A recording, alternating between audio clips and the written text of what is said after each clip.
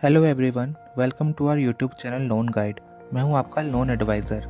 आज मैं आपको बताऊंगा कि अगर आपका सिविल स्कोर पहले से ही ख़राब है तो आप उसे इम्प्रूव कैसे कर सकते हैं। देखो, आप अपनी सिविल रिपोर्ट बिल्कुल ठीक कर सकते हो, स्पेशली जिनका सिविल 650 से भी कम है। कुछ डिले पेमेंट्स और सेटलमेंट्स की वजह से तो उनका सिविल भी काफ़ी सही हो सकता है। तो इस वीडियो को एंड तक ज़रूर देखना बिना स्किप करें। ये वीडियो आपके लिए बहुत ज़्यादा ज़रूरी है। तो सिविल स्कोर को इम्प्रूव करने के लिए आपको थोड़ी स्ट्रेटेजी का यूज़ करना पड़ेगा और थोड़ा टाइम देना पड़ेगा। अगर आपको कोई बोल रहा है कि आप कुछ स्टेप्स करके या फिर आप इमीडिएटली अपने सिविल स्कोर को ठीक कर सकते हैं, तो ऐसा बिल्कुल भी पॉसिबल नहीं है। ऐसी बातों पे बिल्कुल भी यकीन ना करें। ऐसे लोगों पर विश्वास करके आप फंस सकते हो और आपके साथ फ्रॉड भी हो सकता है। तो ऐसे लोगों को बिल्कुल इग्नोर करें। अब एक और बात मैं आपको बता दूं कि अगर आप अपने किसी दोस्त या रिश्तेदार के लोन में गारंटर बने हैं और उस लोन के मेन एप्लीकेंट ने टाइम पर उस लोन की ईएमआई पे नहीं करी है या फिर सेटलमेंट करवा दिया है, तो आपका सिविल भी साथ में ख़राब हो जाएगा। लेकिन ऐसा होने के बावजूद अगर आपका सिविल स्कोर 700 से ज़्यादा है और आपके खुद के लोन्स और क्रेडिट कार्ड्स के पेमेंट्स टाइम पर हुई है, तो आप तब भी HDFC, कोटक और टाटा कैपिटल जैसे बैंक्स में और NBFCs में लोन के लिए अप्लाई कर सकते हो, पर किसी एजेंट के थ्रू। बस आपका खुद का ट्रैक रिकॉर्ड अच्छा होना चाहिए। और अगर आपकी खुद की EMI बाउंस हुई है या डिले हुई है, लेकिन EMI डेट के दिन आपके किसी ऑल्टरनेट अकाउंट में बैलेंस था EMI का, या फिर आपके साथ कोई मेडिकल इमरजेंसी थी जिसकी वजह से आपको टाइम पर EMI पे करने में दिक्कत हुई, तो आप अपनी ऑल्टरनेट बैंक स्टेटमेंट या मेडिकल के डॉक्यूमेंट्स दे के भी लोन के लिए अप्लाई कर सकते हो, पर किसी एजेंट के थ्रू ही करना। क्योंकि ऐसे लोन एप्लीकेंट्स के लोन एप्लीकेशंस रिजेक्ट हो जाते हैं और उन्हें रीलुक करने की ज़रूरत पड़ती है, जिसमें एजेंट्स ही काम आते हैं। तो चलिए गाइज, अब आते हैं आज के मेन मुद्दे पर। So let's dive into some easy and effective tips जो आपका सिविल स्कोर इम्प्रूव करने में मदद करेंगे। तो सबसे पहली और सबसे इम्पोर्टेंट टिप है कि आप अपने सारे ड्यूज टाइम पर पे करें। आपके सिविल स्कोर का सबसे बड़ा फैक्टर होता है आपकी EMI पेमेंट की हिस्ट्री। अगर आप अपने लोन्स और क्रेडिट कार्ड्स की पेमेंट टाइम पे करते हो तो आपका स्कोर डेफिनेटली इम्प्रूव होगा। और अगर आपने पहले कभी पेमेंट्स मिस करी है तो आप अभी से इंश्योर करें कि आप अपनी कभी कोई पेमेंट मिस ना करो। अब सेकेंड मोस्ट इम्पोर्टेंट स्टेप है आपके सेटल्ड डेब्ट्स को क्लियर करना। अगर आपके पास्ट में कोई लोन या क्रेडिट कार्ड सेटल्ड है तो आपको उसे पूरी तरह पे ऑफ करना होगा, और पेमेंट करने के बाद आपको उसका स्टेटस सेटल्ड से क्लोज में अपडेट कराना होगा civil.com पे जाके। ये शो करता है कि आप अपने फाइनेंशियल ऑब्लिगेशंस को काफ़ी रिस्पॉन्सिबली हैंडल कर रहे हो। अब थर्ड स्टेप आता है आपको अपनी क्रेडिट रिपोर्ट का चेक करना। देखो, अपनी क्रेडिट रिपोर्ट को रेगुलर बेसिस पे चेक करना बहुत ज़रूरी होता है, क्योंकि कभी कभी पुरानी इन्फॉर्मेशन या मिस्टेक्स आपके सिविल स्कोर को इफेक्ट कर सकती है, जैसे क्लियर्ड लोन का अनसेटल्ड या सेटल्ड दिखना। और अगर आपको कोई डिस्क्रिपेंसी मिले तो सिविल के साथ डिस्प्यूट करें और उसे करेक्ट करवाएं जल्द से जल्द। अब फोर्थ स्टेप आता है कि आप अपने क्रेडिट कार्ड्स का यूटिलाइजेशन कम रखें। अगर आपका सिविल स्कोर कम है और आप क्रेडिट कार्ड्स यूज़ करते हो तो आप उस क्रेडिट कार्ड का यूटिलाइजेशन 30% से कम ही रखो। अगर आप अपने क्रेडिट कार्ड्स का ज़्यादा यूज़ करते हो तो ये कुछ लोन लेंडर्स को रिस्क दिखता है और ये आपके सिविल स्कोर को नेगेटिवली इम्पैक्ट करता है। अब फिफ्थ स्टेप ये है कि आप ज़्यादा लोन्स और क्रेडिट कार्ड्स के लिए अप्लाई ना करें।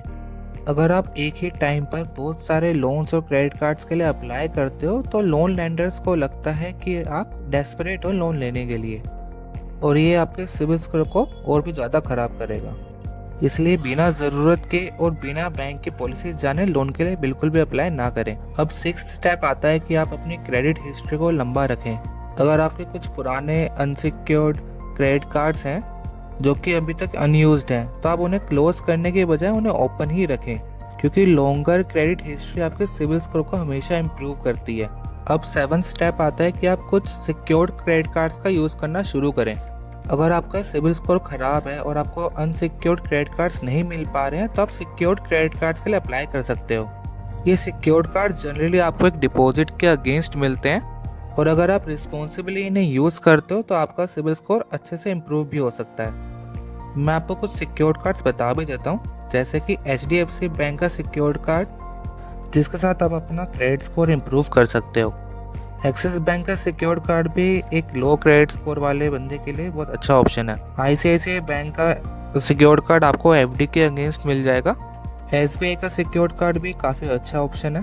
तक महिंद्रा बैंक का सिक्योर्ड कार्ड भी आपको काफ़ी लो एलिजिबिलिटी रिक्वायरमेंट्स के साथ ही मिलता है। लास्ट में RBL का सिक्योर्ड कार्ड भी आपको आपका सिविल स्कोर इम्प्रूव करने में काफ़ी हेल्प कर सकता है। अब 8th ऑप्शन है कि आप क्रेडिट बिल्डर लोन को कंसिडर करें।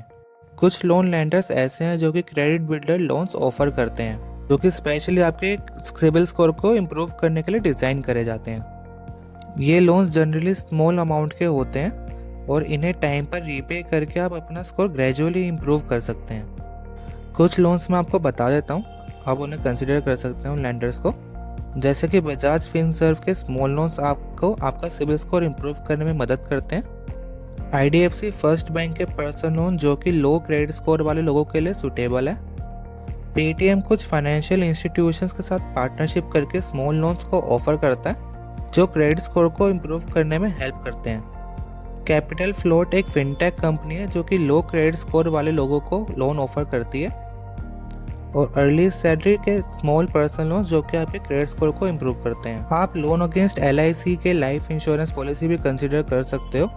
मतलब अगर आपने कोई लाइफ इंश्योरेंस पॉलिसी करवा रखी है LIC से, जिसे पे करते हुए आपको कुछ साल हो चुके हैं, तो आप उस पॉलिसी के अगेंस्ट भी लोन ले सकते हो जो कि आपका सिविल स्कोर ठीक करेगा।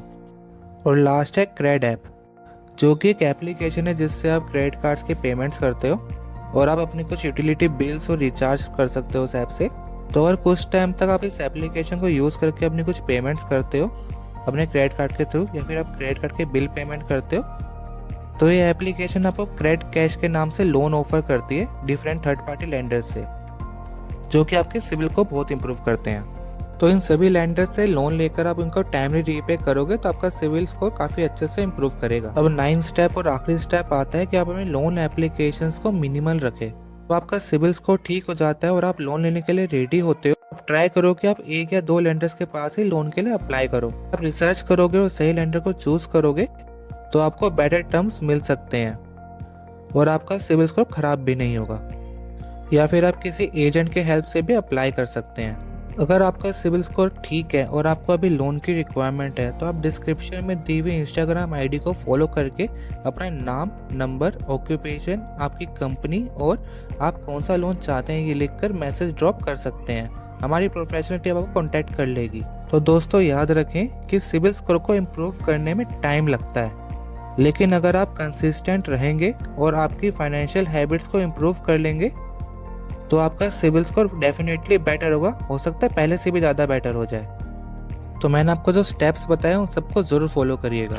तो गाइस, अगर आपको ये वीडियो हेल्पफुल लगी हो तो प्लीज़ लाइक और शेयर करें और चैनल को सब्सक्राइब करें और बेल आइकन ज़रूर दबाएं ताकि आपको और भी यूज़फुल टिप्स मिल सकें। और गाइस, एक अपडेट और है कि हम बहुत जल्द बैंक्स के न्यू रेट ऑफ इंटरेस्ट के ऑफर्स और पॉलिसी अपडेट शेयर करेंगे इसी चैनल पे।